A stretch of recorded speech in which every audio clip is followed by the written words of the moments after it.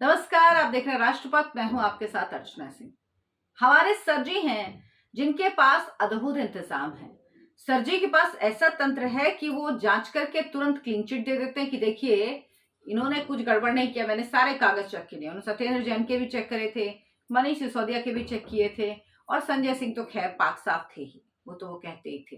लेकिन तीनों क्या हुआ, जेल गए तो वापस निकल के नहीं आ पा रहे हैं। कोर्ट ने भी कह दिया भाई आप आ नहीं सकते, अंदर ही रहिए। सत्येंद्र जैन बाहर है, लेकिन वो मेडिकल रीजन से बाहर है, उनको नियमित जमानत नहीं मिली है। अब उन्होंने कह दिया है कि नरेश कुमार जो दिल्ली के चीफ सेक्रेटरी हैं, वो मुख्य सचिव हैं, वो भ्रष्ट हैं। अब वो भ्रष्ट हैं और उनके पास ऐसा तंत्र, इतना कमाल का तंत्र है। उन्होंने कहा आतिशी से, जो कि जिनके पास विजिलेंस डिपार्टमेंट है, कि आप इसकी जांच कीजिए। अब आतिशी जी के पास तो पूरा तंत्र मौजूद है। आम आदमी पार्टी सरकार को आप जानते हैं, 3 दिन के अंदर, मतलब मुझे तो लगता है जो है आतिशी के पास, जो मंत्रालय है या जो लोग हैं या जो तंत्र है, वो तो उन्हें सिक्योरिटी फोर्सेस को दे देना चाहिए। वो तो जो जांच एजेंसी है उनको दे देना चाहिए। इतनी तेजी से काम करते हैं। 3 दिन के अंदर 670 पन्नों की रिपोर्ट तैयार कर दी आतिशी ने, और वो रिपोर्ट अरविंद केजरीवाल को सौंप दी गई। उस रिपोर्ट में क्या कहा गया? नरेश कुमार जो दिल्ली के मुख्य सचिव हैं, प्रथम दृष्टया जो भूमि अधिग्रहण मामला है द्वारका एक्सप्रेसवे का, उस मामले में प्रथम दृष्टया मिली भगत नजर आती है। इसका आरोप लगाया और कहा कि जो हितधारक हैं इसमें उन्हें 897 करोड़ रुपए का अनुचित लाभ हुआ है। इसीलिए निष्पक्ष जांच के लिए रास्ता साफ होना चाहिए और नरेश कुमार को पद से हटा दिया जाना चाहिए। अब ये बताइए, खुद पे जब आरोप लगते हैं तो सबको सर्टिफिकेट दे देते हैं, नहीं भाई ये भी शरीफ, ये भी शरीफ, ये भी शरीफ।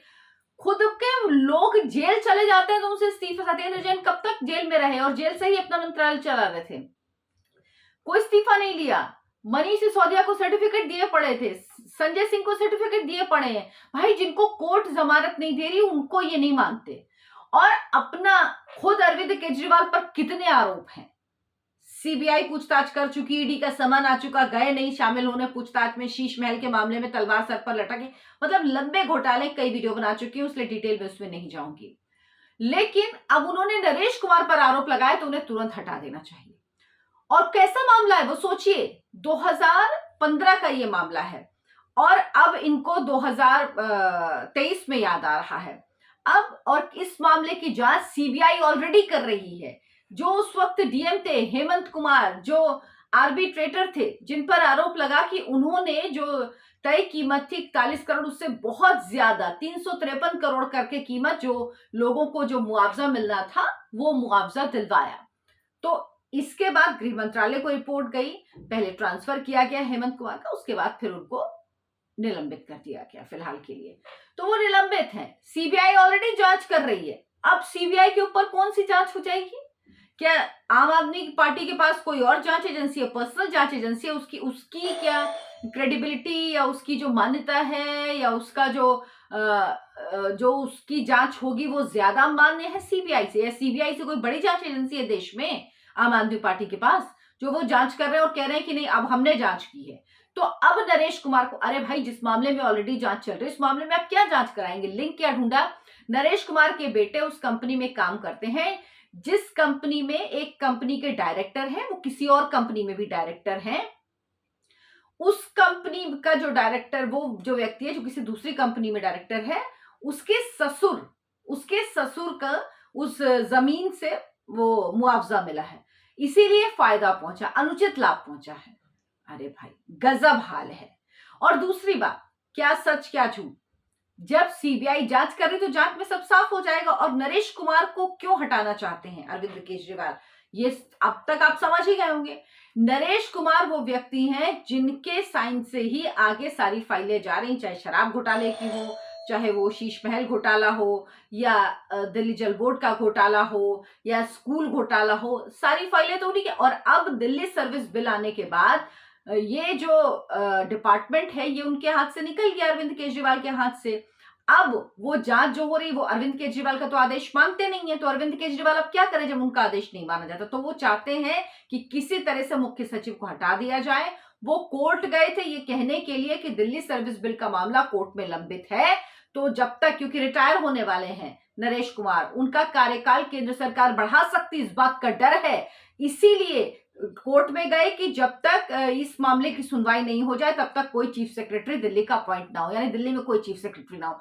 अब उनको खौफ क्यों है, क्यों इतने समय से उन्होंने नहीं किया और अब क्यों कर रहे हैं, आपके मन में सवाल आ रहा होगा। इसकी बड़ी वजह यही है कि नरेश कुमार का कार्यकाल सरकार बढ़ा सकती है, जिसका डर है अरविंद केजरीवाल को, और वो चाहते हैं कि ये पद खाली रहे, इसीलिए इस मामले को लेकर वो कोर्ट गए हैं।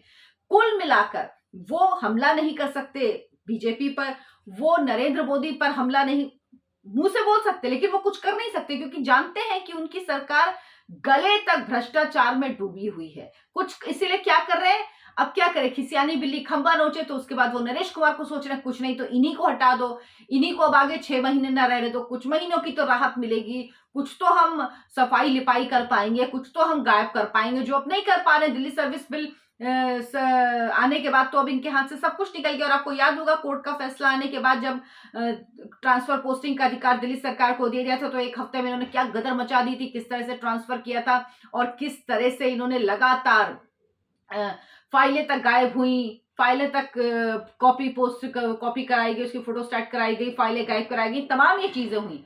तो अब इनके मन में डर यही है कि ये करें तो क्या करें, और इसीलिए ये किसी भी तरह से रोकना चाहते हैं, किसी भी तरह से, और कुछ नहीं तो एक माहौल तो बना दें कि भाई हम भ्रष्टाचार के विरुद्ध, हमने नरेश कुमार पर आरोप लगाए, उनको नहीं हटाए, देखिए जी हमें ईडी ने गिरफ्तार कर लिया, क्योंकि अरविंद केजरीवाल जानते हैं ज्यादा दिन तक वो बच नहीं पाएंगे। तो एक नैरेटिव गढ़ने की भी कोशिश है, लेकिन सर अब आपके जो समर्थक है ना, वो भी ये बात नहीं मानेंगे कि आप लोग घोटाले में शामिल नहीं हैं, आप लोगों का इन घोटालों से कोई लेना देना नहीं है। अब सबको ये दिख रहा है कि आपका लेना देना है, आप लोग शामिल हैं, इसीलिए अब आपका ये नैरेटिव चलने वाला ही नहीं है। ये सारी कोशिशें बेकार हैं, लेकिन अभी ऐसी कोशिशें और होंगी, ये लोग हाथ पैर मारते रहेंगे, लेकिन उसका नतीजा कुछ नहीं होगा।